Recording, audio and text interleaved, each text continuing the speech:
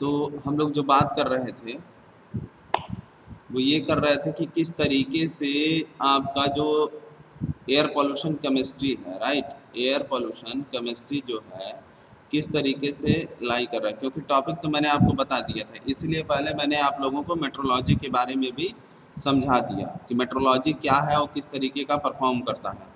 तो देखो यहाँ पे क्या है कि मेट्रोलॉजी, फिर से मैं बता रहा हूँ मेट्रोलॉजी का क्या है सीन, ठीक है। मेट्रोलॉजी बस इतना ही है आपका कि किसी के बारे में संपूर्णतः जानकारी, लेकिन आपका एयर से टॉपिक रिलेटेड है, तो इसीलिए जो यहाँ की मेट्रोलॉजी आप स्टडी कर रहे हो वो सिर्फ इतना है कि आप जो है बस ये जान लो कि उसमें कौन कौन से ऐसे कारक हैं जो रिएक्शन करते हैं एट अ टाइम।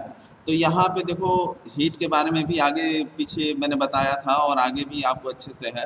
तो इसमें क्या है आपका, पेन मैं ले रहा हूँ, देखो यहाँ पे क्या सीन आ रही है कि देखिए यहाँ पे क्या लिखा हुआ है, डिपेंड, ये ध्यान रखिएगा जब भी आप कोई चीज़ डिस्क्राइब करिएगा अपने फर्स्ट यूनिट से या सेकंड यूनिट से या बाकी के यूनिट से, वहाँ पे ये चीज़ ज़रूर लिखिएगा कि डिपेंड अपॉन मेट्रोलॉजिकल कंडीशन, ठीक है। मेट्रोलॉजिकल कंडीशन में मैंने एक चीज़ आपको बताया था बहुत अच्छे से कि देखिए पहला क्या होता है, स्ट्रक्चर होता है, क्या होता है, इसको कहीं पॉइंट आउट नोट कर लीजिएगा, पहला स्ट्रक्चर होता है, ठीक है।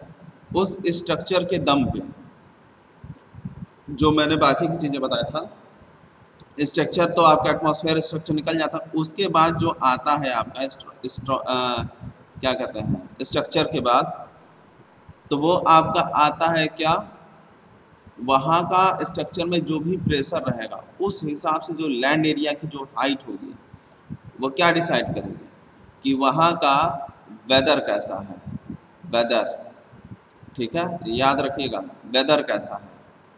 वेदर के बाद आता है सीजन, ठीक है ना, और सीजन के बाद आता है आपका क्लाइमेट। ये इसका इसी तरीके से जाता है, ये ध्यान में रखिएगा आप लोग। पहला स्ट्रक्चर आता है, उस स्ट्रक्चर के अंदर उसके अंदर वेदर आता है, वेदर के बाद आपका सीज़न आता है, उस सीज़न के अंदर क्लाइमेट आता है। और हमारी सबसे बड़ी गलतफहमी क्या होती है कि हम समझ बैठते हैं कि ये सभी चीज़ें एक होती हैं, ठीक है, ये सभी चीज़ें एक नहीं होती हैं, ये आपको शुरू से मैं बता रहा हूँ। हाँ, वो रिलेट एक दूसरे से ज़रूर है लेकिन एक नहीं है, ठीक। अब देखिए बात करते हैं आगे की। तो जो विंड्स हेल्प इन, जो विंड्स के हेल्प से सारी चीज़ें हो रही हैं, जो पॉल्यूटेंट्स हैं वो एक जगह से दूसरी जगह क्या होते हैं, ट्रैवल करते हैं अपना। फिर टोपोग्राफी, टोपोग्राफी का मतलब ये जो पॉइंट आपको दिख रहा है टोपोग्राफी, टोपोग्राफी है क्या, देखिए टोपोग्राफी होता है किसी जगह का लैंड एरिया कि कैसा है, टोपोग्राफी, ठीक है। तो टोपोग्राफी के ऊपर भी डिपेंड कर रहा है आपका कि जैसे माउंटेन एरिया है तो राइस फॉल होगा, किस जोन में है, मैंने बताया था कि आपका M1 से लगाए M5 तक जोन होता है, ठीक है, जो इंडिया को अलग अलग कैटेगराइज करके बांटा गया है, क्लियर। तो यहाँ पे आपको मिलेगा जैसे बिल्डिंग, देखो क्या है, बड़ी बिल्डिंग है, ठीक है, वो किस तरीके से विंड से अफेक्ट होंगी, जैसे जितने हम हाइट पे जाएंगे उतना प्रेशर भी हमको पता चलते जाएगा। और फिर उसके बाद क्या है कि जो भी इधर उधर उड़ रहे हैं फालतू की गैसें, वो भी तो सामना करना पड़ेगा। तो यही सारी चीज़ें हैं, आगे बढ़ते हैं। आपको मैंने एक और चीज़ बताया था क्या कि जैसे vertical diffusion of pollutants depends upon the temperature gradient, ठीक है ना। ये क्या मतलब है, देखो ये सारी चीज़ें मैंने बताया है और बस तुम्हारे दिमाग में बैठने के ऊपर है। हमने क्या बोला था, एक वर्टिकल होगा और एक हॉरिजॉन्टल होगा डिस्पर्सन के केस में, और देखो टेम्परेचर भी वही है, इन टेम्परेचर का इन्वर्जन और डिस्पर्सन, ठीक है, ये सारी चीज़ें इसमें होती हैं। तो देखो होता क्या है, वर्टिकल में क्या होता है कि जिस तरह से डिफ्यूज़ करता है आपस में, वो उसके ग्रेडियंट जो टेम्परेचर का उतार चढ़ाव है उतार चढ़ाव, मतलब समझ रहे हो, टेम्परेचर ऐसे जा करके बढ़ रहा है घट रहा है, जो उसका ग्रेडियंट है वो डिपेंड करता है। हॉरिजॉन्टल में भी यही चीज़ें हैं, ऐसा नहीं है।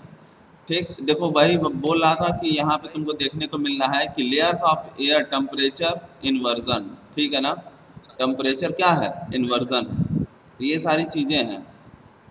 ठीक, अब वर्टिकल मोशन के ऊपर डिपेंड करता है। वर्टिकल मोशन का मतलब क्या है कि जब तुम वर्टिकली देखोगे तो जो विंड, मैंने बताया था कि साइकिल करती रहती है, हर एक चीज़ का साइकिल में है, तो किस तरीके से विंड जो है, डायग्राम एक बार फिर से मैं बता रहा हूँ। जैसे ये विंड है, मान लो ये तुम्हारे पास वर्टिकल पोजीशन मिल गया एक्स वाई का, ठीक, तो जो विंड मैंने दिखाया था कि इस तरीके से घूमता रहता है, और किस तरीके से अगर सामने हमारा घर बना हुआ है, ठीक है, घर है या कोई अपार्टमेंट है, ठीक है, जो भी इस तरीके से बने पड़े हैं, तो क्या होता है कि एयर आता है, इससे टकराएगा, एक तो सीधा चला जाएगा ऊपर की तरफ टकराने के बाद, दूसरा क्या है, टकराएगा नीचे की तरफ घूम सकता है, वापस आ सकता है, ठीक है, नीचे की तरफ आ सकता है, दूसरा क्या है, फिर टकराया ऐसे घूम सकता है, मतलब clock anti clock wise rotation करेगा, तीसरा ऊपर चला गया, और चौथा जो है इससे टकराया, ऊपर तो गया लेकिन फिर ये ऐसे चला गया, क्यों, क्योंकि उसके अंदर वेलोसिटी जो थी वो तेज़ थी, ठीक है, वेलोसिटी, विंड की जो वेलोसिटी थी वो क्या थी, तेज़ थी। तो ये भी तो डिपेंड करता है, अब कैसे डिपेंड करता है वो भी मैं आप लोगों को बता दे रहा हूँ। ठीक, सपोज दैट कि ये आपका इंडस्ट्रियल मान लिया एरिया, ठीक है, ये इंडस्ट्री एरिया बना हुआ, कोई पावर प्लांट है, ठीक, अब दूर कहीं यहाँ पे टाउनशिप है, टाउनशिप एरिया आपका बना हुआ है, ठीक है, ये हो गया आपका टाउनशिप एरिया, क्लियर है, टाउनशिप एरिया बना हुआ है। अब देखो, अगर हमारा विंड, हम लोग कहाँ रहते हैं ये चीज़ ध्यान रखना, हम लोग हमेशा रहते हैं नॉर्थ ईस्ट में, हमारी जो टोपोग्राफी स्टेज है वो है नॉर्थ ईस्ट, ऑलरेडी हम लोग 45 डिग्री पर हैं, एग्जिस्ट कर रहे हैं। विंड कैसे चलता है पूरब से पश्चिम तुम्हें पता है, लेकिन ये विंड की जो वेलोसिटी है वो तिरछे में जाती है। अगर हमारी डायरेक्शन पूरब से पश्चिम की तरफ है, तो देखो, तो अगर यहाँ का जो गैस होगा, और यहाँ पे ट्रांसपोर्टेशन इमिशन जो हम लोग करते हैं, ट्रांसपोर्टेशन इमिशन, मान लो ये लेन है हमारा, रोड है, लेन हो गया, ठीक है, तो जो यहाँ से कार्बन डाई और मोनो ऑक्साइड्स, जितने भी ऑक्साइड्स निकल रहे हैं, यहाँ पे तो हमने बताया किस तरीके से विंड की साइकिल है, तो ये क्या होगा कि जब हवा चलेगा तो इधर की तरफ जाएगा, ठीक है, कट उट करके। अब इंडस्ट्री से निकलने वाले पॉल्यूटेंट्स चीज़ें, ठीक है ना, जो गैसेस निकल रहे हैं, अब ऐसा तो नहीं ना है कि ये डायरेक्शन अगर विंड की इधर चल रही है तो ये पॉल्यूटेंट्स जो भी हैं इधर आ जाएंगे, उल्टा तो आएगा नहीं, ठीक, तो क्या करेगा, ये भी इधर ही की तरफ इसके गैस निकलेंगे, ठीक है, और ये ऊपर के ही तरफ बढ़ेंगे, क्लियर, ऊपर की तरफ ही बढ़ेंगे। तो ये चीज़ें इतना क्लियर हुई। अब बता रहा हूँ इसकी कहानी क्या है। जैसे ही हमने बनाया था इंडस्ट्रियल एरिया, ठीक, और ये हमारा हो गया टाउनशिप, ठीक है, ये टाउनशिप हो गया। अब होता क्या है ऐसे केस में कि हमारा ये जो है ट्रोपोस्फेयर, यानी ये रेजिन लाइन है आपका, ठीक है, जिस ट्रोपोस्फेयर का लास्ट लेवल और स्ट्रेटोस्फेयर का फर्स्ट लेवल, जहाँ भी रहेगा रेजिन लाइन होगी।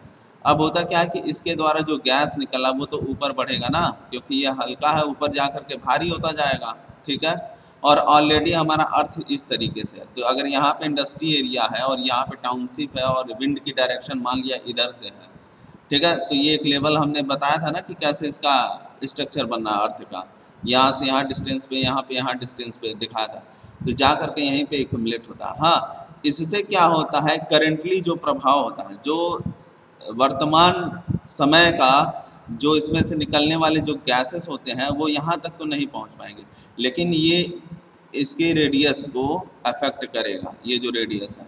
तो क्या होता है, रेडियस को जब अफेक्ट करेगा, जैसे मान लो आईजीएल की मैं बात कर रहा था, उदाहरण भी दिया था अच्छा खासा आईजीएल का उदाहरण मैंने दिया था, इंडिया ग्लाइकोल्स प्राइवेट लिमिटेड, ठीक, तो आईजीएल का क्या हो रहा है, वहाँ पे नीचे जितने भी पानी यहाँ पे है सारे के सारे पीले मिल रहे हैं, ठीक है ना, पीले पानी उन्हें ये सब मिल रहा है। तो अब कहने को क्या है कि जो इसके हमारा एयर से जुड़ा हुआ, तो हम गैस पे ही जो है पूरा फोकस करेंगे। क्लियर?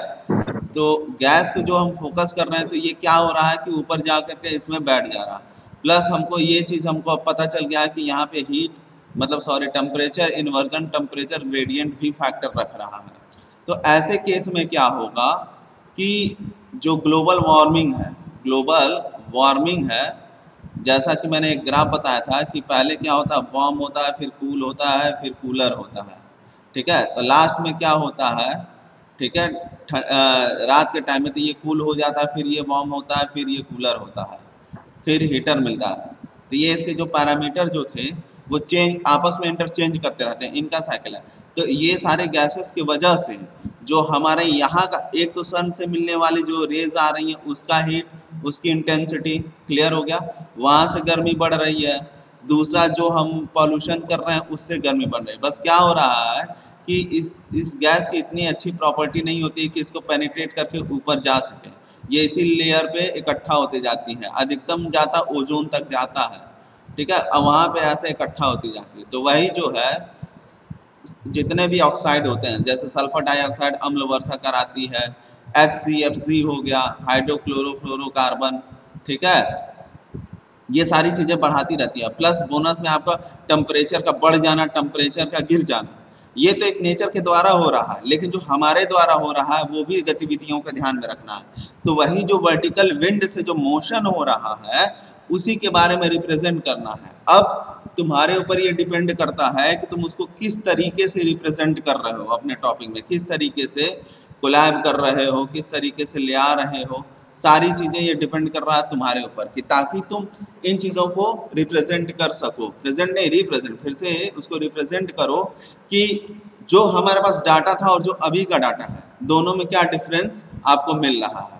ठीक, अब देखो यहाँ पे क्या है कि इसमें मैंने आपको शुरू से बताया था कि हमको जितनी भी गैसेस मिलती हैं, जितने भी प्रकार के गैसेस होते हैं, वो हमारा ट्रोपोस्फेयर से लगा स्ट्रेटोस्फेयर के बीच में ही रहता है। क्यों ऐसा होता है कि ऊपर ऑक्सीजन नहीं है। ठीक, अगर ऑक्सीजन ही ऊपर अगर रहता तो आदमी जब ऊपर जाता या किसी माउंटेन पे चढ़ता है तो क्यों उसको सांस की प्रॉब्लम होती है। हम जानते हैं कि ऊपर जो है प्रेशर ज़्यादा पड़ता है, जैसे जैसे ऊपर जाते हैं, हाँ, प्रेशर पड़ते जाता है, ठीक है, दाब मिलते जाता है और ऑक्सीजन का लेवल कम होते जाता है। क्लियर है ना, ऑक्सीजन का लेवल हमारा कम होते जाता है। क्लियर, तो अगर ऑक्सीजन का लेवल कम हो रहा है यानी एक स्ट्रेटोस्फेयर के बाद जो है ऑक्सीजन का लेवल क्या होता है, कम होते जाता है। ये चीज़ें तो एकदम समझ में आ गई सबको। तो होता क्या है कि जो वर्टिकल यहाँ से तुम अगर देख रहे हो तो वर्टिकल पोजीशन पे देखोगे तो तुम्हें हॉरिजॉन्टल का चीज़ मिलेगा और हॉरिजॉन्टल को ट्रीट करोगे तो तुमको क्या मिलेगा, वर्टिकल का पोजीशन मिलेगा। तो ये आपस में इंटरचेंज होता रहता है। अब इसमें कई सारे फैक्टर मिलते जाते हैं, इसीलिए कन्फ्यूज़न ना हो, इसलिए पहला टॉपिक मैंने मेट्रोलॉजी का उठाया था और दूसरा जो दूसरे यूनिट का जो पहला टॉपिक है वो अब मैं बता रहा हूँ, क्योंकि कई सारी चीज़ें हैं जो आपस में क्लैश कर जाएंगी। क्योंकि पहला यूनिट में आप जाने कि कैसे कैसे क्या हो रहा है, दूसरे यूनिट में देख रहा हूँ कि उसी टॉपिक से कई सारे फैक्टर आ जा रहे हैं। और जो हमारा ये जो टॉपिक है वो केमिकल्स के बारे में बता रहा है। तो जो पीरियोडिक टेबल है हमारा तो कई सारे गैसेस हमारे पास विद्यमान है इस नेचर में, लेकिन हो क्या रहा है जिससे हम ज़्यादा प्रभावित हो रहे हैं। जैसे इस वक्त ट्रेंडिंग में चल गया है एक बीमारी है जिसका नाम है लाइपोमा, ठीक है ना, लाइपोमा है, कुछ लोग लिपोमा के नाम से जानते हैं, ठीक है ना, जो भी है ये एक तरह का बीमारी है। इसमें क्या होता है, अनवांटेड शरीर में अनवांटेड क्या हो रहा है, अनवांटेड जो आपके सेल्स होते हैं बॉडी के, अनवांटेड सेल्स बढ़ते रहते हैं, वो भी इरेगुलर शेप में। अब ये कंडीशन हो गई है कि 10 में से आज के डेट की बात बता रहा हूँ, आज के डेट से जो सर्वे हो रहा है, मतलब हो चुका है पिछले 2 सालों में, 10 में से 4 लोगों को आराम से हो रहा है। ठीक है, अब इस बीमारी का कोई इलाज नहीं है। जो कैंसर डेवलप हो रहा है, ठीक है, जो ये देखो लाइपोमा कैंसर नहीं है लेकिन कैंसर का एक रूप है। ठीक है, मैं क्या कह रहा हूँ, लाइपोमा कैंसर नहीं है लेकिन कैंसर का रूप है। क्या, अनवांटेड तरीके से सेल्स का डेवलप करना।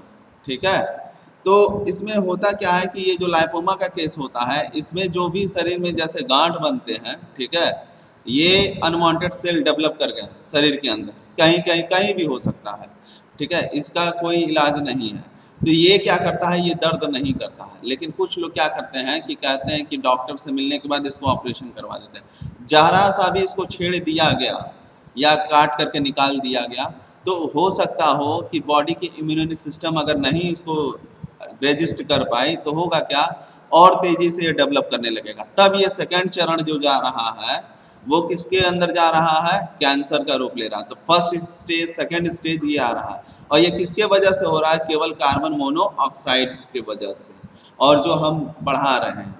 तो ये सारी दिक्कतें हैं। लोग कहते हैं क्या हैं, जैसे कभी कभी साइकोलॉजी ट्रीटमेंट करते हैं कि नहीं मोटापे की वजह से ये सारी चीज़ें हो रही हैं, तो ऐसा नहीं है। वो क्या रहा है, उसका फैक्टर सिर्फ एक ही है, वो है एयर, ठीक है ना। फैक्टर क्या है, एयर, और ये सारी चीज़ें मिल करके आती हैं किससे, आपके फॉसिल फ्यूल से, जैसा कि पहले यूनिट में मैंने आपको बताया था। तो उदाहरण के लिए मैंने डिजीज का तो नाम बताया, लेकिन देखो कैंसर, देखो किताबों में तुमको क्या मिलेगा कि कैंसर कहा जाता है, ठीक है ना, लाइपोमा का नाम नहीं लिया जाता है, ठीक है ना, इसका नाम नहीं लिया जाता है, किसका लिया जाता है, कैंसर, क्योंकि कैंसर इसका लास्ट स्टेज है, ठीक है। और जो उसको हम जिसका कारण बताया गया सेकेंडरी पॉल्यूटेंट, ये चीज़ें क्लियर है ना। तो इसीलिए हम ये जानने की कोशिश करते हैं कि जो वर्तमान टाइम में जितने भी गैसेस हैं, एक अनुमान लगाते हैं, फॉरकास्टिंग करते हैं कि आने वाले टाइम में जो भी रेट ऑफ रिएक्शन मिल रहा है केमिकल्स के थ्रू, जो कि गैसेस स्टेट में है, वो क्या कारण है कि बढ़ रहा है और जिससे डिजीज जो है आ रही है। तो देखो विंड का तो ये समझ में आ गया। अब इसमें टेम्परेचर का फैक्टर क्या है, टेम्परेचर फैक्टर भी जान लो। अब टेम्परेचर फैक्टर ये कहता है कि यदि आपका, ठीक है, यदि आपका जैसे मान लो कोई क्लाइमेट है किसी जगह का, मान लिया कि ये जैसे देवरिया मान लो, ये गोरखपुर मान लो, ये लखनऊ मान लो, और ये दिल्ली मान लो, चलो मान लिया दिल्ली, लखनऊ, गोरखपुर और देवरिया, ठीक है। तो देखो क्या दिल्ली में ज़्यादा हाई टेम्परेचर रहेगा, कंपेयर करें लखनऊ से तो इससे ज़्यादा रहेगा, लेकिन यहाँ कम रहेगा, यहाँ उससे कम रहेगा, और यहाँ इस लगभग लगभग इक्वल या कम रहता है, यही रहता है, ठीक है।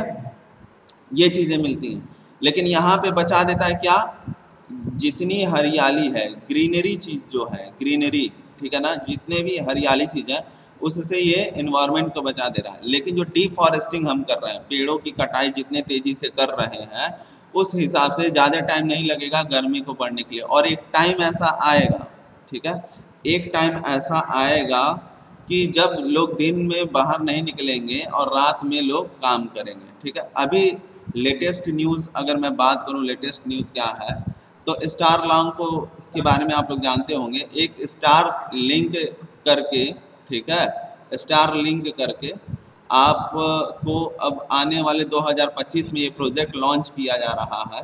अगर अनुमान लगाया जा रहा है कि 2025 में ये लॉन्च हो जाएगा, और जितने भी इंटरनेट से कनेक्टिविटी है, समझना एयर पॉल्यूशन से जुड़ा हुआ है ये, ठीक है। तो मैं इस प्रोजेक्ट का ज़रा सा खामी बता रहा हूँ। जितने भी ये हैं तो आपको जो है 200 Mbps, कितना, 200 Mbps, ठीक है, Mbps की स्पीड देगा। आप अंदाज़ा लगा सकते हो 200 Mbps का मतलब क्या हो रहा है स्पीड का। अगर ये अर्थ है तो ये कहा जा रहा है कि चारों ओर जो है, जैसे सैटेलाइट, तो समझिए सैटेलाइट का तो बछड़ा ऑलरेडी पड़ा हुआ है, ठीक है। तो है क्या कि चारों ओर हम जो है सैटेलाइट को कर देंगे, राउटर से सब एक दूसरे से कनेक्ट रहेंगे। अब किसी भी कोने में रहे, क्योंकि आज के डेट में क्या है कि गाँव में या कहीं दूर या किसी ओशियन के पास जो है कम्युनिकेशन नहीं हो पाता। हमने बताया था कम्युनिकेशन के दो फॉर्म होते हैं, एक एक्टिव होता है और एक पैसिव होता है, ठीक है। एक्टिव और पैसिव दोनों चीज़ें होती हैं। तो होता क्या है कि जब अगर ये स्टार लिंक ये चारों ओर अगर हो जाएगा हमारे, तो एक तरीके का ढाल का तो कवर करेगा, ये तो बात सही है। लेकिन आप सोचिए कि जितनी इसकी फ्रीक्वेंसी है वो सारी चीज़ें किधर आएंगी, पृथ्वी से कनेक्ट करेंगी। जितने भी फोन्स होंगे, जितने भी आपके ये सारी चीज़ें होंगी, ठीक। तो क्या होगा इसमें कि सारी चीज़ें पृथ्वी पे आएगी तो रेडिएशन बढ़ेगा।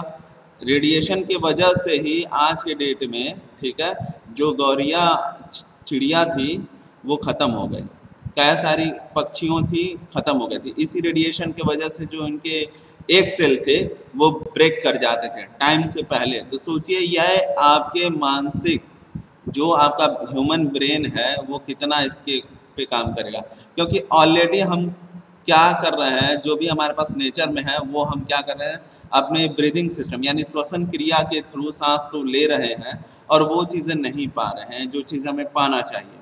तो सोचिए ये चीज़ें अगर होंगी तो टेम्परेचर क्या होगा उस वक्त का, कैसे क्या होगा, इस पे भी वो लोग ध्यान दे रहे हैं। ऐसा नहीं है कि वो लोग ध्यान नहीं दे रहे हैं, लेकिन दे रहे हैं। लेकिन वो चीज़ें के लिए हम लोग क्या तैयार हैं, इन्हीं सब चीज़ों को पढ़ाने के लिए, बताने के लिए सभी इंजीनियरिंग सेक्टर में एयर पॉल्यूशन को इन्वॉल्व किया गया है कि किसी का भी दिमाग की बत्ती खुल जाए और कुछ ऐसा बता दे जो आगे के लिए हैबिटेबल हो। क्लियर है? इसीलिए आपको यहाँ पे पढ़ाया जाता है कि आपके टॉपिक में chemical reaction, air pollutant chemical reaction, जो ये सल्फर डाइऑक्साइड है जिससे एसिड रेन होता है। तो सपोज दैट सल्फर है, हमारे नेचर में हमको पता है स्ट्रेटोस्फेयर से लगा ट्रोपोस्फेयर के बीच में ऑक्सीजन विद्यमान है। अब इसको तो हम रोक नहीं सकते, ये तो भाई किसी से भी रिएक्शन कर सकता है, ये भी कर सकता है। तो ये किस तरीके से सल्फर से sulphur oxide, sulphur dioxide, sulphur trioxides बन रहा है, ये देखना पड़ेगा। तो ऐसी हम कौन सी चीज़ें लगा रहे हैं कि ताकि जो है ये ना निकले। जैसे गाड़ी पे कंट्रोल लगा रहे थे BS4 से, ठीक है, किस पे आ गए, जंप करके BS6 पे आ गए। अब देखते हैं BS6 का जो सर्वे रिपोर्ट होगा, अभी तो इसी बीच लॉन्च हुआ BS6, ठीक। तो BS6 का अब देखेंगे विद इन 5 सालों में। इसीलिए ये लोग टारगेट लेकर के चले थे कि यदि BS6 है और ये लॉन्च अगर होता है तो जो स्टारलिंक सैटेलाइट जो बनाने की बात कर रहे हैं, अगर वो रेटिंग अगर कम हो रही है तो कम से कम ये बैलेंस कर लिया जाए। क्लियर है? तो इसीलिए हम लोगों को केमिकल रिएक्शन बनाते हैं कि ताकि हम लोग आगे फोरकास्टिंग कर सकें। अब देखो जो वाटर वेपर की जो मैं बात कर रहा था, जो शुरू में मैंने बताया था कि रिमेन्स करता है 1%, ठीक है, लेकिन ओवरऑल अगर सी लेवल की बात करें तो वो रिमेन्स करता है वेपराइजेशन आपका 5%, जो कि अर्थ के 1/3 माना जाता है लैंड एरिया, बाकी वाटर एरिया है, राइट। तो इसमें क्या है कि ये जो है हमको पता है कि ये सल्फर जो है ना, ये बहुत तेज़ी से पानी से H2O से, ठीक है, रिएक्शन करता है सल्फर, ठीक है। अब देखो अगर ये इससे एक मॉलिक्यूल ले लिया तो सल्फर ऑक्साइड्स बन गया, एक मॉलिक्यूल और ले लेगा तो हो जाएगा ये, तो बचा हमारे पास क्या है, H4 बचा टोटल। अगर देखा जाए H2 और H2 बचेगा। क्लियर है? H2 बचेगा। अब देखो ये जो हाइड्रोजन है ये तो भाई ज्वलनशील होगा ना, हमें भी पता है कि हाइड्रोजन क्या है कि ज्वलनशील है। तो हो सकता हो कि आपको हीट बढ़ा दे, हो सकता हो किसी से और रिएक्शन कर दे, ठीक है। तो नेचर में इन्हीं सब चीज़ों का हमें ध्यान देना है, ठीक है, जो कि फ्रिक्वेंटली हमें ध्यान देना है। अब देखो यही चीज़ें यहाँ पे भी लिख रहा है। आगे बढ़ते हैं। जो मेजर पॉल्यूटेंट्स, इससे भी पहले भी मैंने आपको बता रखा है कि मेजर पॉल्यूटेंट्स का जो भी हिसाब किताब बन रहा है, जो भी आपका मेजर पॉल्यूटेंट्स का हिसाब किताब बन रहा है, कार्बन मोनोऑक्साइड्स की अगर बात करें तो देखो कार्बन मोनोऑक्साइड, ये मान के चलो नंबर टॉप पोजीशन पे अगर कोई है तो वो है कार्बन मोनोऑक्साइड, जिसका कारण सिर्फ ये है कि व्हीकल्स, ठीक है, ऐसा हमें बताया जाता है। मैं क्या कह रहा हूँ, ऐसा हमें बताया जाता है कि गाड़ी इसका मेन कारण है, लेकिन मेरे ओपिनियन से जो लगता है ये एक मुख्य कारण नहीं है। मेन कारण मुझे ये लगता है, ठीक है, मेन कारण जो है रिफाइनरी सिस्टम पावर प्लांट्स के, ठीक है, रिफाइनरी सिस्टम जो पावर प्लांट्स के होते हैं, मुझे वो लगता है। क्योंकि एक बात तुम भी लोग सोच सकते हो, जैसा ये नहीं कह रहा हूँ कि मैं जो बोल रहा हूँ वो चीज़ें अडॉप्ट करो। देखो प्रॉब्लम क्या है कि सबसे ज़्यादा बिकने वाली चीज़ें क्या है, ट्रांसपोर्ट, ठीक है, लैंड एरिया हो, वाटर एरिया हो या एयर एरिया हो, सबसे ज़्यादा क्या बिक रहा है इस वक्त, ट्रांसपोर्ट। क्या जो ट्रांसपोर्टेशन सिस्टम है, नंबर ऑफ व्हीकल्स और नंबर ऑफ इंडस्ट्रियल एरिया, जो एक गाड़ी कार्बन रिलीज कर रही है, क्या पावर प्लांट पर डे इतना दे रहा है कि नहीं दे रहा। सोचो कि हमारे देश में इंडस्ट्रियल एरिया उतनी है नहीं, उसके बावजूद भी ये सारी चीज़ें हैं। तो लोग एक एजप्शन लेकर के चल रहे हैं कि जिसका बिग फैक्टर क्या है, गाड़ी, व्हीकल्स, आपके ट्रांसपोर्टेशन सिस्टम। लेकिन अन्य देशों से जब ग्लोबल तुम कंपेयर करोगे तो वहाँ पे भी तो ये सारी चीज़ें हैं, लेकिन वहाँ पे तो ऐसी चीज़ें नहीं होती है। फिर वहाँ पे पॉल्यूशन, क्योंकि जैसे मान लो हम लोग BS6 अडॉप्ट कर रहे हैं एक्सेट्रा एक्सेट्रा, तो बाकी ये जो चीज़ें हो रही हैं, चलो गाड़ी तो एक फैक्टर निकाला ना कार्बन मोनोऑक्साइड्स का, ठीक है, लेकिन ये बाकी कहाँ से आ रहे हैं? तो मेन कारण हमको तो यही लगता है कि भाई कहीं ना कहीं हमसे कुछ छूट रहा है और हम गलत डायरेक्शन में जा रहे हैं। क्योंकि जब आप किसी भी चीज़ को डिकम्पोज करने की बात करोगे तो देखो हमारे पास मेथड क्या है, डिकम्पोज करने के मेथड क्या होते हैं। पहला जो मेथड होता है किसी भी मिट्टी के अंदर दबा देना। भाई जब वो उसको मिट्टी के अंदर दबाएंगे तो वो उसके अंदर ताप दाब एक्सेट्रा उसके ऊपर पड़ेगा, इसमें से कोई भी कचरा रहेगा तो लिक्विड फॉर्म में बहेगा, लिक्विड फॉर्म में सॉइल के अंदर वाइट रेशियो होती है, तो एक जगह से बह करके इक्विफर में जाएगा। समझना, इक्विफर में पानी कैसे गंदा हो रहा भाई IGL का, क्योंकि वहाँ के कचरों को दबा दिया जा रहा है। जब दबाएंगे तो स्लरी के रूप में वो बह करके आएगा ही आएगा, तो बह करके जो आ रहा है वो चीज़ें वो गलत है, वो चीज़ें नहीं बहनी चाहिए। तो हम क्या करते हैं कि कोई भी पावर प्लांट बनाते हैं, देखो ये सिविल की जिम्मेदारी होती है, जितने भी सिविल इंजीनियर हैं, कहीं भी पावर प्लांट बनाए तो उसका एक रेडियस ले लें, उस रेडियस में इसको बायलॉज के अंदर एकदम फिट करना ही चाहिए, ठीक है। एक चैम्बर बनाएं कि ये चैम्बर भरना नहीं चाहिए और टाइम टू टाइम जो है इसको खाली होना चाहिए। अगर इंडस्ट्रियल एरिया आप बना रहे हैं तो इसके 3 किलोमीटर लगभग इधर और 3 किलोमीटर इधर, यानी चारों ओर से 3-3 किलोमीटर का एक चैम्बर बनना चाहिए कि जो भी इनके द्वारा रिलीज किया जा रहा है अंडर द सरफेस, सरफेस के सतह के नीचे, ठीक है, एक डेप्थ डिसाइड करें। क्योंकि फाउंडेशन तो बनाएंगे ही बनाएंगे, तो जैसे उतना काम हो रहा है वैसे कुछ काम और कर लें, जरा सा सही रहेगा नेचर को ध्यान में रख करके, तो ये चीज़ें ना हो। अब ये क्या होता है, ये देखो इसका कारण मैं बता रहा हूँ, ये जा करके तो पानी में ही न मिल रहा है, पानी में ही मिल रहा है, और पानी में मिल रहा है तो तुम्हें पता है 1% और ओवरऑल लेकर के चलें तो 5% का वेपराइजेशन हो रहा है, वाटर वेपर उड़ रहा है। तो ये कहाँ जा रहा है भाई, ये तो घूम के हमारे ही पास आ गया ना। तो ये सारी चीज़ें हैं। फिलहाल टॉपिक पे आते हैं, carbon monoxide, sulphur oxide, nitrogen dioxide, ठीक है, सल्फर डाइऑक्साइड, पार्टिकुलेट्स मैटर, ठीक है, ग्राउंड लेवल ओजोन, ये सारी दिक्कतें करती हैं, ठीक है। आगे बढ़ते हैं कार्बन मोनोऑक्साइड्स। अब देखो इसके बारे में केमिकल रिएक्शन जैसे तुमको बताया था, फिर से रिपीट कर रहा हूँ, जब भी तुम्हारे एग्जाम में आएगा केमिकल से जुड़ा हुआ N बना देना, P बना देना, आइसो बना देना, इतना नंबर पाने के लिए बहुत ही बेस्ट है, इससे बढ़िया तुमको नहीं मिलेगा। क्लियर है? तो कहने को क्या है, N वाला मैंने बताया था, हाइड्रोकार्बन वाले में देख लेना, और हाइड्रोकार्बन के PPT में भी मैंने शेयर कर रखा है, वो चीज़ें उस तरह से बना देना, ठीक है। तो देखो अगर कार्बन की बात करें तो केवल देखो एक कार्बन की बात करें हम, केवल कार्बन, तो कार्बन हम पृथ्वी पर चारों ओर से घिरे हुए हैं, और जिससे से हम घिरे हुए हैं उससे कहाँ हम बच सकते हैं। अब मोनोऑक्साइड हो या ना हो, आदमी को दफना दो या किसी जीव को दफना दो, या कोई पेड़ खराब हो जाए, या कोई जिस मैटर को हम लोग यूज कर रहे हैं जैसे कंप्यूटर हो गया, सबके अंदर कार्बन विद्यमान है। रियली तौर पे अगर मैं बताऊं तो जो इसकी एक्चुअल पैरामीटर है जो पृथ्वी के अंदर मिलते हैं सारी चीज़ें, वो तो आपको मिलेगा ही मिलेगा। अब इसके अंदर क्या है, सबसे बड़ी बात क्या है समझना यहाँ पे फैक्टर कार्बन मोनोऑक्साइड का।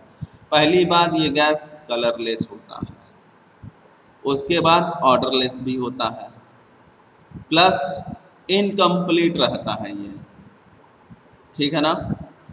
तो जब ये चीज़ें हैं जिसको हम देख नहीं सकते, जिसको हम सूंघ नहीं सकते, ठीक है, जिसको हम देख नहीं सकते, सूंघ नहीं सकते, जिसको महसूस नहीं कर सकते, उसको हम पढ़ेंगे क्या? ये तो समझो एक तरह से ईश्वर की बात हो गई, समझ रहे हो। तो ये कारण है जो बताया जा रहा है इसको कम करने के लिए, जिसको दिखाया जा रहा है कि ऑटोमोबाइल्स और इंडस्ट्रियल प्रोसेस और हीटिंग के बाकी चीज़ों के लिए, फैसिलिटीज़ के लिए इसका मेन कारण माना जाता है, बस माना जाता है। अब इसको मेज़र करने के लिए क्या पैरामीटर है, PPB बस मान लेते हैं, अडॉप्ट कर लेते हैं, एक्चुअल पे अभी कोई इस तक पहुंच नहीं पाया है, बस एक पैरामीटर है जो समझो हवा में तीर चल रही है। ठीक है, अब आगे बढ़ते हैं जरा सा। देखो ये क्या लिख रहा है, नेचुरल में ये नॉन बायोलॉजिकल है। सोचो बायोलॉजिकल अगर ये हो जाए, समझना नॉन बायो, कुछ बायोलॉजिकल सोर्स हैं, ठीक है, लेकिन नॉन बायोलॉजिकल है। अगर ये कुछ और रूप ले लेगा तो फिर पृथ्वी पे कोई बचेगा ही नहीं, समझ रहे हो। और यही नहीं, जितने भी मैटर हैं, ठीक है, हाईलाइट सबसे ज़्यादा कार्बन को ही किया गया है। जितने भी मैटर हैं, कोई भी अगर बायोलॉजिकल अगर चेंजेस करने लगे तो वो समझो इतना ही बच जाएगा। ठीक, तो अब क्या है कि देखो अर्बन में जो ये डिपेंड्स कर रहा है वेदर और ट्रैफिक के डेंसिटी के ऊपर डिपेंड कर रहा है। मैंने शुरू में ही बताया था ट्रांसपोर्टेशन इमिशन सिस्टम में कि पर डे में, पर आवर में, पर मंथ में, पर ईयर में, पर टेन्योर में। टेन्योर का मतलब होता है 10 सालों का, ठीक है ना। जो भी रिव्यू आ रहा है वो क्या है, तो इसके बारे में ऑलरेडी मैं बता चुका हूँ, ज़्यादा कुछ बोलने की मुझे ज़रूरत है नहीं। ठीक, तो देखो अब कार्बन मोनोऑक्साइड जो है, पॉल्यूशन जो है, हेल्थ पर देखो कारण जरा भी देख लो, और जो बाकी पैरामीटर तो तुम कहीं से भी लिख लेना, और एयर इंडेक्स जरूर लगाना उसमें अपना, जैसा कि मैंने तुम लोगों को बताया था कि 50, 100, 150, 250 ऐसे 50-50 के फैक्टर पे बढ़ते जाता है। देखो यहाँ पे बात कर रहा है कि इसके वजह से कई लोगों की मौत हो जाती है, ठीक है, बात तो बिल्कुल सही कहा है। अब जैसे लाइपोमा डेवलप कर रहा है, कब किसको क्या हो जाए भगवान जाने। हाँ, तो अब यहाँ पे देखो एक पैरामीटर दे दिया यहाँ पे HB 240 से 270 के बीच में अगर ग्रेटर देन होता है, ठीक है, तो फटल HB हैज़ बीन हायर होगा आपका कार्बन मोनोऑक्साइड से। तो ये सारे फैक्टर हैं जो आपको दिखाने होंगे। ये इसके कुछ और फैक्टर हैं जो कि पहले से ही मैं बता दिया हूँ, सर दर्द, फला चीज़ें होती रहती हैं, इरिटेशन। सल्फ़र की बात करें, देखो कैसे ये H2S बना दिया, ठीक है, फिर देखो सल्फ्यूरिक एसिड कैसे बना दिया, ठीक है, सल्फेट साल्ट कैसे डेवलप हो गया, ये सारी चीज़ें हैं, ठीक है। तो ये ही हमारा होता है एसिड इंड कराने का। मैंने एक pH वैल्यू नोट करवाया था आप लोगों को, pH वैल्यू वाटर रेन का, ठीक है, वो भी चीज़ें ध्यान में रखिएगा। बाकी सारी चीज़ें मैं बता चुका हूँ, क्योंकि आगे बढ़ना है। नाइट्रिक एसिड जो है, सॉरी नाइट्रिक ऑक्साइड जो है कैसे डाइऑक्साइड में चेंज हो रहा है। एक ऑक्सीजन आपको तो नेचर से मिल रहा है, पता नहीं ये कैसा इसका है। ऐसे तो ये किसी से भी रिएक्शन करता चलेगा। हम जानेंगे कैसे कौन सा नाइट्रोजन ऑक्साइड है रिएक्शन करेगा और कौन सा रिएक्शन नहीं करेगा। तो क्या है ये, एजप्शन है, एक आइडियल एजप्शन है जिसको हम मान करके चलते हैं। सारी चीज़ें ये आइडियल में है, ठीक है ना। परफेक्टली अगर कोई पैरामीटर अगर रहे मेज़र करने के पास तो हर जगह पे रहे, क्योंकि देखो एक पानी का पैरामीटर तो मिला हुआ है हमें, सबके पास है, लेकिन देखो इसको ट्रेंडिंग में नहीं लाया गया है, यूज़ में नहीं लाया गया। आपको ज़्यादा कितने का मिलेगा pH मीटर, 90 रुपये का मिलेगा, ठीक है, मेरे पास तो है। लोकल की अगर बात करें तो pH मीटर आपको, खाली pH मीटर की बात मैं कर रहा हूँ, इसके अलावा भी कई सारी चीज़ें pH के साथ इन्वॉल्व होती हैं जो ऑर्डरलेस, कलरलेस ये सब बनाता है, जो कि RO जिनके घरों में यूज़ होता है, तो जो RO रिपेयरिंग करने वाले आते हैं उनके पास होता है, तो उनके पास जो रहता है वो मुश्किल से 150 रुपये का रहता है, आपको फ्लिपकार्ट पे भी मिल जाएगा, ठीक है। तो मेरा तो यही कहना है कि आप लोग एक pH मीटर रख ही लो। इसका कारण मैं बता रहा हूँ, 2 कारण आज मैं समझा दूंगा आप लोगों को। एक तो जो आपके टॉपिक से है, और दूसरा जो एक्स्ट्रा जो मैं दे रहा हूँ वो, एक तो आपके सिलेबस से हो जाएगा, दूसरा आपको सीमेंट से हो जाएगा। सीमेंट का पहले मैं बताता हूँ। देखो हम लोगों को आगे, या आप लोग पढ़ोगे IS कोड 456 और 2000 वाली कोड पढ़ोगे, जो कि बीटेक में लगना है, ठीक है ना। ये क्या कहता है सीमेंट के लिए, सीमेंट में जब वाटर, सीमेंट की जो वाटर रिक्वायरमेंट होती है, ठीक है, वो तो ना ज़्यादा आपका एसिडिक होना चाहिए और ना ज़्यादा बेस होना चाहिए, इसका एक pH वैल्यू होता है, ठीक है। लेकिन देखो ठेकेदार और इवन इंजीनियर तक की मैं कमी बता दूं, मैं तो चेक करके ढलाई करवाता हूं, ठीक है। तो अगर कोई मुझसे पूछ लिया तो मैं बता देता हूं, हाँ, उसका फैक्टर क्या होता है कि छत बनने के बाद छत के अंदर क्रैक पड़ जाना, ठीक है, छतों में गर्मी होना, समझना, छतों में गर्मी होना, फिर दीमक ज़्यादा लग जाना, या तो फिर कुछ भी, मतलब कुछ भी होने लगना। उसका कारण सिर्फ और सिर्फ यही होता है, इसकी पीएच। आपको जब भी सीमेंट कंक्रीट करें तो वाटर का पीएच जरूर चेक करना चाहिए, ठीक है, कि क्या है। नॉर्मल तौर पे हम तो कुछ भी पानी मिला देते हैं। दूसरी चीज़ है, अगर आपके पास पीएच मीटर नहीं है तो आपके पास सबसे बढ़िया है हैंड पाइप के पानी को एक किसी बाल्टी या टब में रख दें और 2 घंटे बाद देखें वो पानी पीलापन ले रहा है कि नहीं, क्योंकि अवसादन यानी सस्पेंडेड सॉलिड्स जो होते हैं वो नीचे की तरफ क्या होते हैं, सटल होते जाते हैं, और जैसे जैसे वो सटल होते हैं वैसे वैसे, जैसे जैसे सटल होंगे वैसे वैसे पानी अपना कलर चेंज करेगा।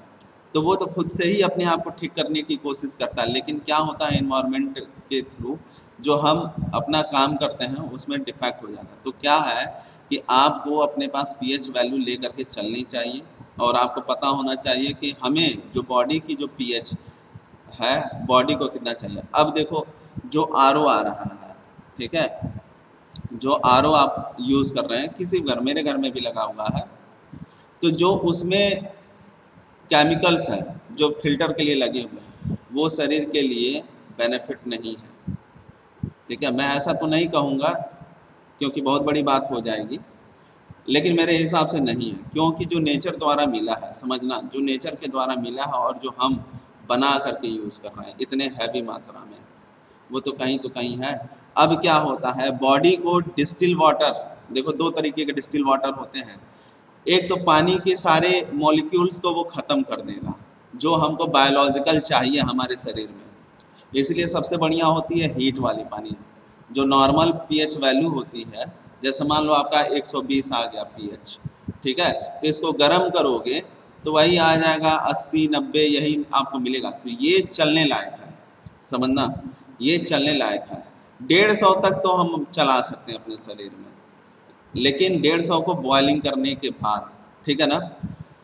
अब क्या होता है कि जो हम लोग आरओ का यूज़ करते हैं, ये क्या करता है कि जो इसके बायोलॉजिकल सारी चीज़ें होती हैं वो उसको मार देता है, और पानी के जो इसका आउटलेट पाइप होता है वहाँ से निकाल देता है मार करके। फिर वो उस पानी में जो केमिकल होते हैं वो मिलते हैं जो कि आर्टिफिशियली बनाए जाते हैं, ठीक है। इसलिए पानी का स्वाद जो होता है वो मीठा होता है, समझ में आ रहे हो। तो स्वीटनेस्ड वाटर कैसे आखिर हो जा रहा भाई, वही पानी है, बात समझना, वही पानी है और वही आरओ की मशीन है। देखो 2 चीज़ें होती हैं, आरओ अलग होता है और वाटर प्यूरीफायर ये अलग होता है, और दोनों ड्रिंकिंग के लिए होते हैं। आरओ अलग होता है और वाटर प्यूरीफायर अलग होता है, ठीक है। तो ये भी चीज़ें आपको समझना होगा, ये तभी समझ पाओगे जब आप अच्छे से नॉलेज लो। तो ये भी एक फैक्टर होते हैं जो कि शरीर के अंदर कई सारी गतिविधियां करते हैं, ठीक। तो और आगे बढ़ते हैं, अपने टॉपिक पे आते हैं कि जैसे ये चीज़ें हो रही हैं वैसे तो नाइट्रोजन भी किसी से कुछ भी कर सकता है, पानी भी किसी से कुछ भी कर सकता है।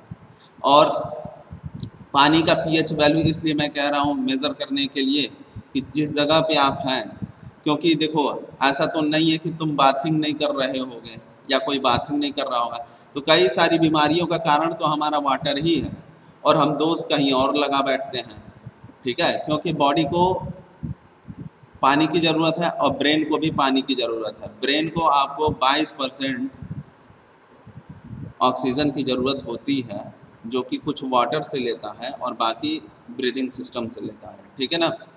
तो ये सारी चीज़ें हैं जो कि देखना रहता है, और यही चीज़ें टेम्परेचर और बाकी चीज़ों के ऊपर डिपेंड करती है। आगे बढ़ते हैं, जो इसके दौरान जैसे नाइट्रोजन डाइऑक्साइड्स हैं, ये देखो क्या है, रेडिस दिखा देगा, ठीक है। कार का ये एग्जॉस्ट सिस्टम, ये सारी चीज़ें जो है, देखो यहाँ पे क्या है, माइक्रोग्राम की बात कर रहा है क्यूब मीटर में, ठीक है, माइक्रोग्राम क्यूब मीटर की बात ये कर रहा है। और इस तरीके से आपकी कई सारी चीज़ें जो हैं बढ़ती ही जाती हैं माइक्रोग्राम, और WHO के द्वारा ये सारी चीज़ें लाई गई हैं। तो ज़्यादा कुछ करने की ज़रूरत है नहीं, और मैं तो यही कहूँगा कि आप लोग जो है उस हिसाब से काम करें जैसा कि आगे आपको हो सके। नहीं तो दिक्कत ये होती है कि जो इसका, जैसे यहाँ पे देखिए क्या लिखा हुआ है, लेवल्स ऑफ, ठीक ना, एक्सपोजर ये लिखा हुआ है आपका डाइऑक्साइड, WHO की जो गाइडलाइन लेवल्स है वो देखो 0.021 पार्ट्स पर मिलियन ppm फॉर एक घंटे में 150 मिली माइक्रोग्राम, ठीक है, 0.08 ppm फॉर 24 घंटों में। ये 1987 का रिसर्च के दौरान ये कहा गया था, वो भी सेक्शन ए। क्लियर? सोचो 87 और कहाँ 2020, मतलब पुरानी चीज़ें सही थी और आज की चीज़ें, मतलब रिसर्च का मतलब कुछ समझ में आ रहा है। इसके बिहाफ पे मॉडिफाई किया गया है, लेकिन कहाँ तक और कैसे और कब तक, ये चीज़ें हैं ना। यानी मैं कह लूँ कि पुराने लोग जो थे वो काफ़ी अच्छे थे, आज के डेट में पढ़ रहे हैं लोग बस कमाने के लिए।